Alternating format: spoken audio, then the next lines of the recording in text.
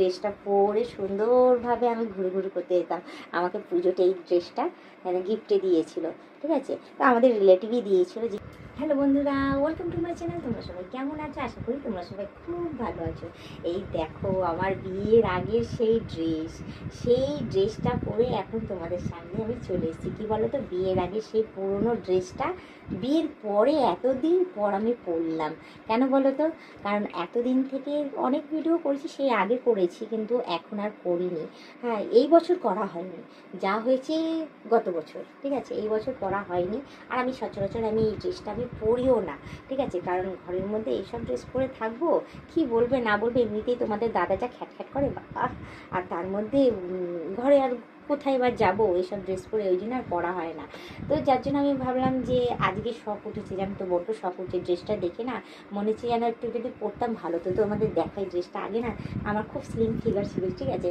তখন পরতাম, বেশ ভালোই লাগতো। এই ড্রেসটা পরে সুন্দরভাবে আমি ঘুরে ঘুরে করতে যেতাম। আমাকে পুজোতে এই ড্রেসটা গিফটে দিয়েছিল, ঠিক আছে। তো আমাদের রিলেটিভই দিয়েছিল, যেহেতু আমি একটুখানি হাইটে শর্ট, ঠিক আছে, আর ছোটোখাটো স্লিম ফিগার ছিল। বলছিল তোকে বেশ দারুণ লাগবে, তুই এই ড্রেসটা পর। হ্যাঁ, এই ড্রেসটা আমাকে সুন্দরভাবে শখ করে কিনে দিয়েছিল। কিনে দেওয়ার পরে জানো তো, একবারই পরেছি বিয়ের পরে।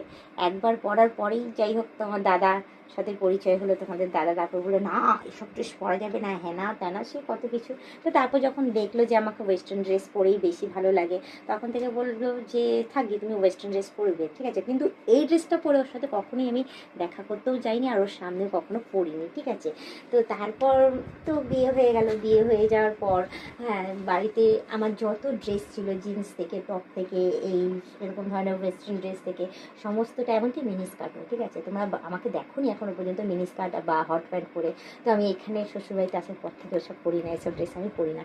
পরলেও হয়তো এই চার দেওয়ালির মধ্যেই পরি, বাইরে এসব করে আমি বেরোই না, ঠিক আছে। হ্যাঁ, বাপের বাড়িতে যখন যাই অতি অবশ্যই বাপের বাড়িতে এরিয়া বুঝে বলে না, জ্যাসা দেশ ওয়াসা ভেস।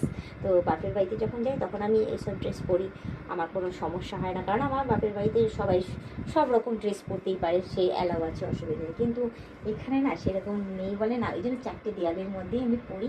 হ্যাঁ, পরে টরে রিলস ভিডিও যা শ্যুট করার করি। অ্যাটলিস্ট এরাও জানে, অসুবিধা নেই, শ্বশুরবাড়িতে সবাই জানে যে আমি এইসব ড্রেস পরি, স্বাচ্ছন্দ্য বোধ করি সব ড্রেস পরে, বেশ ভালো থাকি।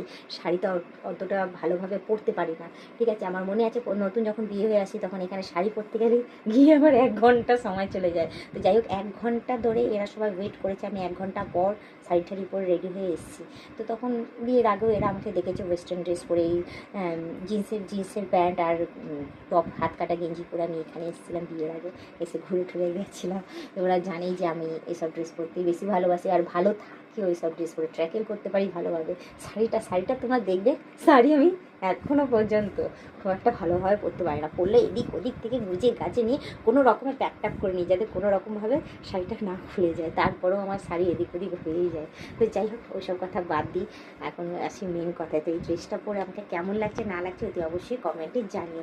বিয়ের আগের সেই পুরনো ড্রেস যেটা আমি আজকে পরে তোমাদের সামনে চলে এলাম, আমাকে কেমন লাগছে না লাগছে অতি অবশ্যই কমেন্টে জানিও, ঠিক আছে।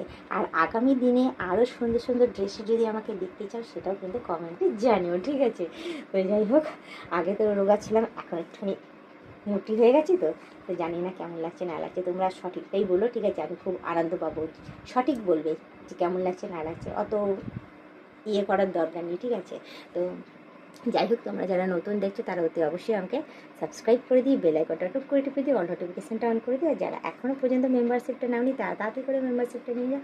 পারলে তোমাদের বন্ধু বান্ধব যতজন আছে সবাইকে বলে মেম্বারশিপটা না যায়, নিলে ভালো কথা, নাহলে তোমরাই দেখতে থেকো, তোমরাই টিকে থেকো, এভাবে আমাকে হেল্প করে যেও, ঠিক আছে। তো যাই হোক, আজকে ব্লগ ভিডিওটা আমি এখানেই শেষ করছি। আবার অন্য দিন অন্য কোনো সময় আমি ব্লগ ভিডিও নিয়ে হাজির হয়ে যাবো। আজকের মতো টাটা, বাই বাই, সুস্থ থেকে এভাবে আমাকে দেখতে থেকো, আমার পাশে থেকো, আমাকে প্রচুর পরিমাণে সাপোর্ট করে এগিয়ে নিয়ে যাও।